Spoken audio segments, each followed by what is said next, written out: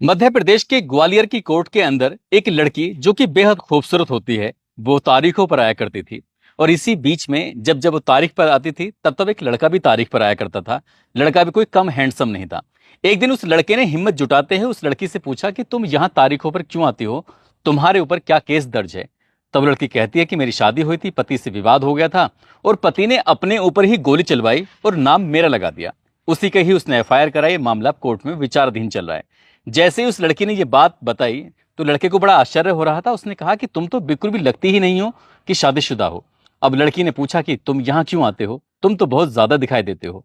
तब उस लड़के ने कहा कि मेरे ऊपर धोखाधड़ी का, लूट का, मारपीट का, इस तरह से लगभग 6 केस दर्ज हैं और बस मुझे भी ऐसे ही तुम्हारी तरह किसी ने झूठे केस में फंसा दिया था।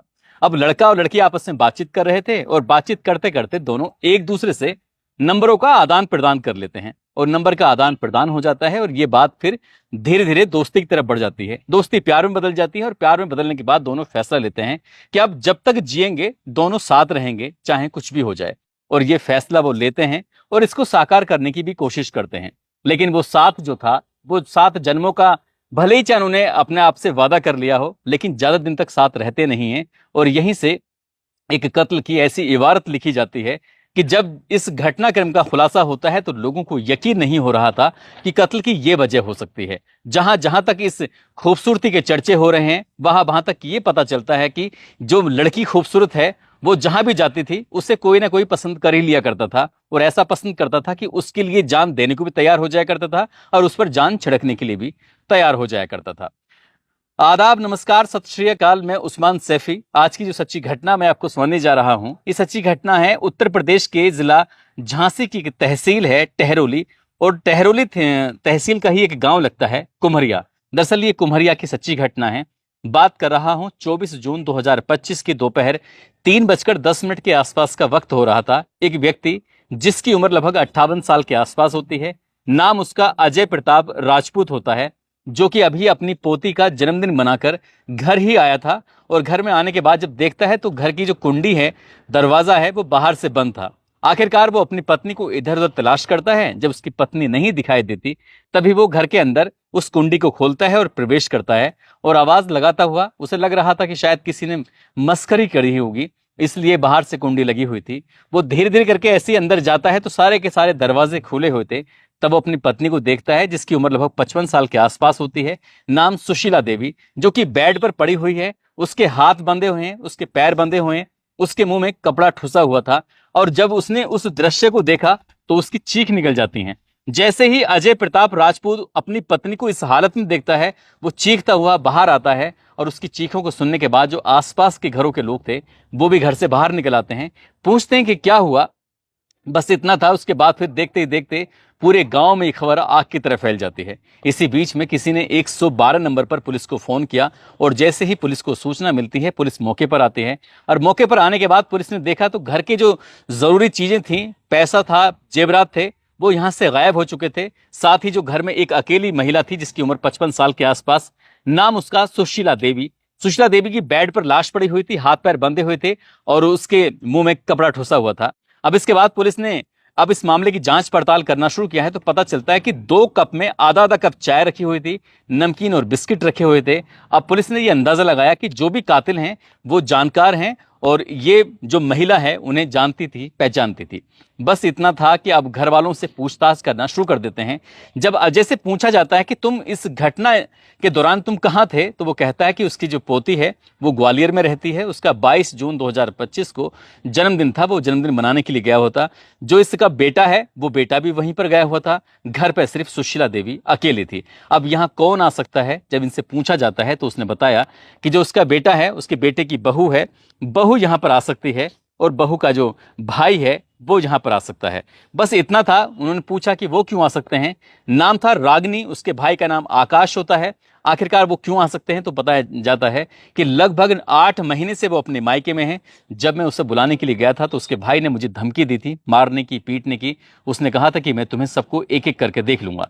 बस पुलिस ने ये बात सुनी, पुलिस ने ये बात सुनने के बाद एफआईआर दर्ज करी, और एफआईआर दर्ज करने के बाद आखिरकार उस लाश को कब्जे में लिया, और कब्जे में लेने के बाद पोस्टमार्टम के लिए भेज दिया जाता है, ये जानने के लिए, समझने के लिए कि आखिरकार ये हत्या किस वजह से हुई है, क्यों हुई है। पुलिस इस मामले की जांच पड़ताल में जुट जाती है।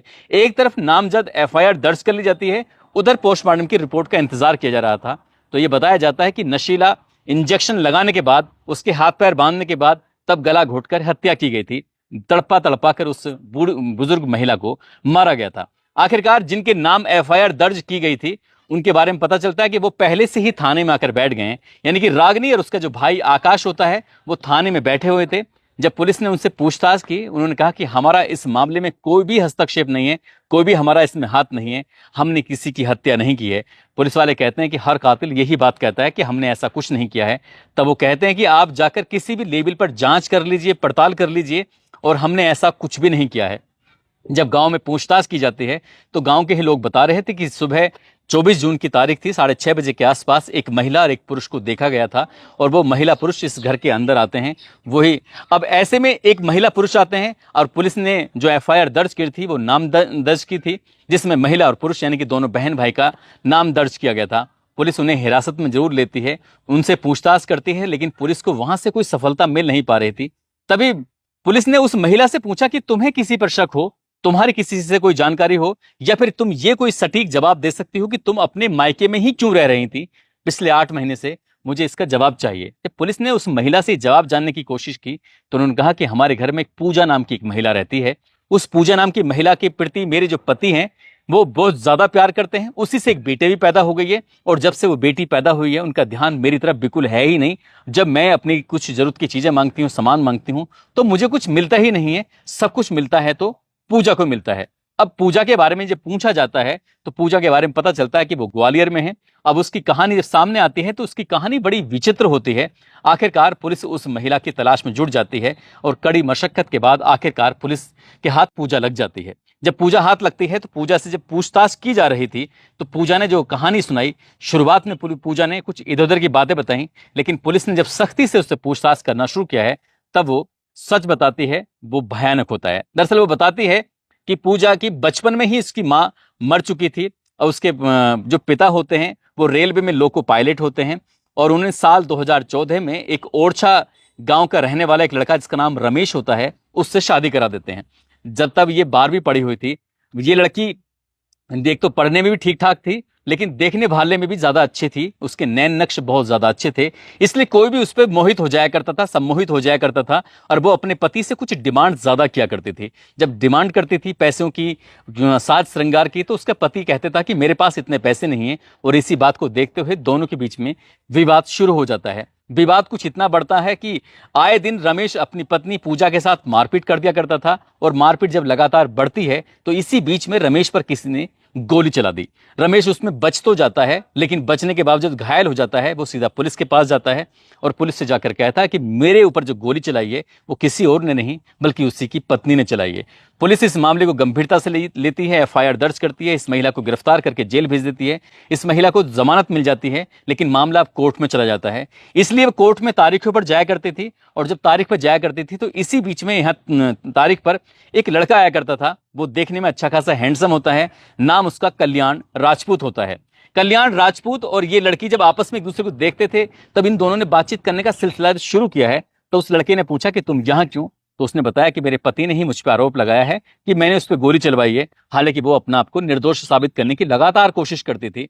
तब उस लड़की ने उस लड़के से पूछा, कल्याण राजपूत से, कि तुम किस आरोप में हो? तो वो बताता है कि उस पर आरोप है, लूट का आरोप है, मारपीट का आरोप है, धोखाधड़ी का आरोप है। इस तरह से उस पर लगभग 6 मुकदमे दर्ज हैं। जब उस लड़के से पूछा जाता है कि तुम कहाँ रहते हो, वो बताता है कि वो झांसी का एक तहसील है टहरोली, और टहरोली का ही एक गांव लगता है कुम्हरिया, वो वहां का रहने वाला है। दोनों की दोस्ती हो जाती है, दोस्ती प्यार में बदल जाती है, और प्यार में बदलने के बाद दोनों एक दूसरे के साथ रहने लगते हैं। महानगर में ही किराए पर कमरा लिया जाता है, और दोनों ऐसे रह रहे थे जैसे पति और पत्नी, और इस तरह से रहते रहते उन्हें 6 साल का वक्त बीत जाता है।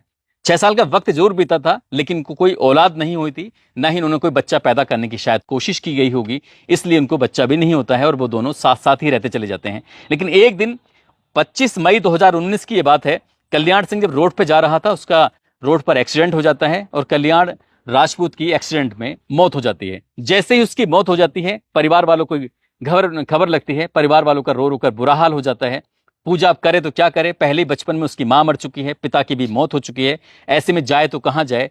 तब उसने फैसला लिया कि वो अपनी बहन जो कि ग्वालियर में ही रहती है उसके पास जाती है, उसके पास रहने लगती है। जब कल्याण राजपूत की मौत होती है तो 13 दिन बाद जब आरएसटी होती है तो वो उस आरएसटी में गांव चली जाती है, और जब गांव जाती है तो गांव में हर कोई चर्चा कर रहा था कि ये लड़की कौन है। तभी परिवार वाले कहते हैं कि कल्याण दरअसल इसी के साथ रहता था, इसका नाम पूजा है। अब पूजा के बारे में जब पता किया जाता है, माँ नहीं है, बाप नहीं है, तभी घर वाले कहते हैं कि जिसमें एक जेठ है उसका, यानी कि कल्याण का बड़ा भाई संतोष होता है और उसके पिता होता है अजय प्रताप राजपूत। वो कहते हैं कि अगर तुम्हें कोई ऐतराज ना हो पूजा, तो तुम हमारे घर पे रह सकती हो, हमारे साथ रह सकती है। तुम्हारी ना माँ है, तुम्हारा ना बाप है, तुम कहाँ रहोगी, कहाँ परेशान होगी। जैसे ही पूजा को ये ऑफर मिलता है, पूजा तैयार हो जाती है। पूजा ने 12वीं तक की पढ़ाई की थी, और जैसे ही घर वालों को यह बात पता चलती है तो पूजा का सबसे पहले एडमिशन बिजना डिग्री कॉलेज में कराया जाता है। और जैसे बिजना डिग्री कॉलेज में एडमिशन कराया जाता है तो उसको बहू कम और इस घर की बेटी की तरह ज्यादा देखा करते थे। और वो स्कूल जाती थी, आती थी, सब कुछ ठीक चल रहा था, लेकिन कोई नहीं जानता था कि संतोष उस पर मोहित हो जाता है, उसको प्यार करने लगता है और उसके बहुत करीब आ जाता है। इतना करीब आ जाता है कि दोनों के फिजिकल रिलेशन भी बनने शुरू हो जाते हैं। लेकिन जो इसका होने वाला ससुर था, जो अजय था, अजय भी कहीं ना कहीं उसको पसंद करता था, और इतना पसंद करता था कि उसकी हर बात मानता था। और धीरे धीरे करके वक्त ऐसी बीत जाता है, 22 जून 2022 की बात है, वो एक बेटी को जन्म देती है। और ये दावा किया जाता है कि वो बेटी संतोष राजपूत की थी, यानी कि कल्याण का जो बड़ा भाई था संतोष राजपूत, उसी की ये बेटी है। आखिरकार वक्त और आगे बढ़ता है, और इसी बीच में जो इसकी पत्नी होती है, जो पत्नी उसकी रागिनी, वो स्वीकार कर लेती है, क्योंकि वो जानते हुए भी कि उसका पति का इसके साथ अवैध संबंध है, उससे बच्ची भी पैदा हो चुकी है, इसलिए उसे कोई ऐतराज नहीं था। लेकिन वक्त जैसे जैसे आगे बढ़ रहा था, रागिनी के प्रति उसका पति संतोष का प्रभाव कम हो रहा था, वो उसके पास कम जाता था, लेकिन पूजा के पास ज्यादा जाना होता था, पूजा की हर बात मानता था, पूजा की हर ख्वाहिशें वो पूरी किया करता था। ऐसे ही एक दिन घर में झगड़ा हो जाता है। ये जून 2024 की बात है। जब झगड़ा हो जाता है तो वो यहां से नाराज होकर अपने घर चली जाती है, मायके चली जाती है। उसे जब बुलाने की कोशिश की जाती है तो उसने कहा कि मैं तभी आऊंगी जब आधी जमीन मेरे नाम कर दी जाएगी और मंगलसूत्र का पूरा मुझे लाभ मिलेगा। ये जब घर वालों ने कहा कि वो जब घर में रहती है तो उसे भी बराबर का अगर हिस्सा मिल जाएगा, तो इसमें ऐतराज किया है। जैसे ही ये बात पूजा ने सुनी, पूजा ने कहा कि अगर आप लोगों को कोई ऐतराज ना हो तो मुझे आधी जमीन जो कल्याण के नाम थी वो मुझे दे दो। मैं ग्वालियर में रहकर अपने बच्ची की भरण पोषण करूंगी, वहीं पर कोई बिजनेस व्यापार कर लूंगी, और तुम यहां से आराम से परिवार के साथ रहना और तुम्हारे झगड़े भी खत्म हो जाएंगे।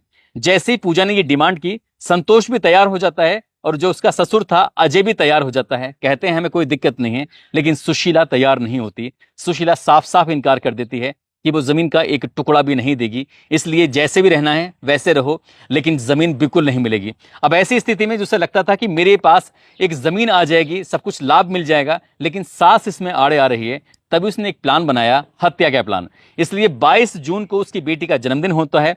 22 जून को वो ग्वालियर चली जाती है। मई 2025 में वो ग्वालियर में रहना शुरू कर देती है। अपने जेठ से कहती है कि बेटी का जन्मदिन मनाना है, आप आ जाओ। और वो ससुर से भी यही बात कहती है कि बेटी का जन्मदिन मनाना है, आप भी आ जाओ। ये दोनों तो वहां चले जाते हैं। घर में सास अकेली रह जाती है। जो संतोष की बहू थी रागिनी, वो अपनी दरअसल मायके में रह रही थी। इसी बीच मौका मिल जाता है और ये अपनी बहन से कहती है, जिसका नाम कामनी उर्फ कमला होता है, उससे कहती है कि अगर तुम जाकर मेरी सास की हत्या कर दोगी तो जो जमीन होगी उस जमीन का आधा पैसा जो होगा वो मैं तुम्हें दे दूंगी। इसलिए उसकी बहन भी उस बर्थडे पार्टी में आई थी, लेकिन मौका पाते ही वहां से निकलते हैं। और दोनों निकलने के बाद कमला अपने प्रेमी के साथ, जो उसका प्रेमी होता है अनिल, उसके साथ पास सीधा पहुंचती है। लगभग 145 किलोमीटर का सफर तय करते हैं और सीधा उस टहरौली के गांव कुम्हरिया में पहुंच जाते हैं। जब वहां जाते हैं तो पता चलता है कि जो सास है वो पशुओं के लिए चारे का इंतजाम कर रही थी। सुबह सुबह की बात थी। आखिरकार कमला उर्फ कामनी तो घर पे इंतजार कर रही थी, लेकिन जो उसका प्रेमी होता है अनिल, वो उसे ढूंढता हुआ घेर तक पहुंच जाता है और जाकर कहता है कि मौसी जी, हम तो आपसे मिलने के लिए आए हैं, आप यहाँ पर हो। जैसे मौसी ने उन्हें देखा, वो खुश हो जाती है, सीधा घर पहुंचती है, चाय बनाती है, नमकीन का बिस्किट का इंतजाम करती है और जैसे ही नमकीन बिस्किट का इंतजाम किया जा रहा था, अभी आधी ही कप चाय पी थी, इसी बीच में मौका पाती सुशीला देवी को वो पकड़ते हैं। पकड़ने के बाद उसके मुंह में कपड़ा ठूंस देते हैं। जब कपड़ा मुंह में अंदर नहीं जा रहा था तो उन्होंने चिमटे से उस कपड़े को अंदर ठूसना शुरू कर दिया। साथ ही बेड पर लिटाकर उसके हाथ और पैर दोनों बांधते हैं और उसे जहरीला इंजेक्शन दिया जाता है और साथ ही उसकी गला दबाकर हत्या कर दी जाती है। इस बीच में वो काफी तड़प रही थी, चीख रही थी, चिल्ला रही थी, लेकिन मुंह में कपड़ा था इसलिए वो किसी को बुला नहीं सकती थी और गांव वालों को लग रहा था कि शायद उनके घर में कोई मेहमान आया है। वो आराम से इस घटनाक्रम को अंजाम देते हैं और अंजाम देने के बाद यहां से चले जाते हैं। और वो नहीं जानते थे, ये बात पूजा भी नहीं जानते थे कि शक जहां जाएगा शक चला जाता है जेठानी की तरफ। पुलिस उस जेठानी के पास जब जाती है तो जेठानी आखिरकार खुद ही थाने पहुंच जाती है, लेकिन पुलिस का जो शक जाता है पूजा पर वो इसलिए जाता है कि सबके सब लोग, पूरे रिश्तेदार तो पहुंच जाते हैं उस अंतिम संस्कार में, लेकिन पूजा ग्वालियर से अपनी सास के अंतिम संस्कार में नहीं पहुंची थी। तभी पुलिस को कहीं ना कहीं पूजा खटकने लगती है और जब पूजा से पूछताछ की जाती है, सख्ती से बातचीत की जाती है, तो आखिरकार पूजा सारा सच उगल देती है। हालांकि इसमें नई कहानी जरूर बनाई जाती है और नई कहानी जो कमला उर्फ कामनी राजपूत होती है, कमला उर्फ कामनी होती है, वो इस पूजा के ससुर पर ही इल्जाम लगा देती है। वो कहती है कि पूजा का और उसके ससुर का अवैध संबंध है और अवैध संबंध होने की वजह से इन्होंने ही मुझसे हत्या कराई कि तुम मेरी पत्नी की हत्या कर दो और मैं पूजा के साथ अपनी जिंदगी बिताने लगूंगा। जब ये बात उसने सुनी तो पुलिस ने उसको भी गिरफ्तार किया था, अजय को, लेकिन अजय ने साफ साफ कहा कि मैं उसको एक बच्चे की तरह, बेटी की तरह लगाव रखता था, इसका मतलब ये नहीं कि मेरे उसके साथ अवैध संबंध थे। वो इस तरह का झूठा इल्जाम लगा रही थी। पुलिस ने पूजा को भी गिरफ्तार किया, कमला उर्फ कामनी को भी गिरफ्तार किया। साथ ही जो अनिल होता है, अनिल को गिरफ्तार करने के लिए जब लगातार दबिशें दी जा रही थी तो टहरोली का एक जगह लगती है गुरैया के बीच में एक मुठभेड़ हो जाती है और मुठभेड़ में इसमें अनिल को गोली लग जाती है। पुलिस इस तीसरे आरोपी को भी गिरफ्तार करती है और गिरफ्तार करने के बाद जेल भेज देती है। आखिरकार पुलिस की जांच पड़ताल में ये पता चलता है कि पूजा के कई लोगों के साथ संबंध थे और इसीलिए वो यहाँ पर एक हत्या की कहानी रच दी जाती है। दोस्तों, इस पूरे घटनाक्रम को सुनाने का उद्देश्य किसी को परेशान करना नहीं है, किसी का दिल दुखाना नहीं है, बल्कि आपको जागरूक करना है, आपको सचेत करना है। और जिस तरह से पूजा ने ये रिश्तों की भरमार लगा रखी थी, उसने एक शादी की, उसके बाद फिर दूसरे के पास पहुंच जाती है, उसके बाद फिर जेठ से भी नजदीकियां बढ़ जाती हैं और ऐसा भी दावा किया जा रहा है कि वो ससुर से भी नजदीकियां बढ़ा लेती है। हालांकि वो नजदीकियां हैं या नहीं हैं वो तो खैर ससुर या बहू ही जान सकते हैं, लेकिन जिस तरह की अखबार में चर्चा है वो वाकई अपने आप में बड़ी घिनौनी है, बड़ी अजीब सी है। दोस्तों, जाते जाते गुजरात के रहने वाले विनोद सोलंकी हैं, कुशीनगर के रहने वाले सत्येंद्र कुशवाहा सुहाना हैं। आज इनका जन्मदिन है, इनको जन्मदिन की ढेरों सारी शुभकामनाएं, बहुत बहुत मुबारकबाद। और साथ ही नरेश कुमार हैं, उनकी पत्नी पूनम है जो कि अलीगढ़ के रहने वाले हैं। मुरादाबाद से रिहान सिद्दीकी हैं और उनकी पत्नी है जेबा खातून। आज इनकी शादी की सालगिरह है, इनको शादी की सालगिरह की बहुत बहुत शुभकामनाएं, बहुत बहुत मुबारकबाद। कुछ लोगों ने नाम लेने की अपील की है। मध्य प्रदेश से वीरेंद्र कुमार श्रीवास्तव, मनीष वर्मा, टीना साहू, संजीव कुमार, रवि शंकर, मुनेश भाटी, ओमकार मिश्रा, राजकरण, अलाउद्दीन खान, विश्वा मोहनी श्रीवास्तव, अर्चना, सोहन प्रजापति, वीर सिंह, मोनू सिंह लोधी, अनूप कुमार सैनी, नेहा सिंह, राहुल चौधरी, पुष्पेंद्र गौतम, गोलू, सतीश भाटिया। आप सब लोग अपना ख्याल रखें, सुरक्षित रहें। जय हिंद, जय भारत।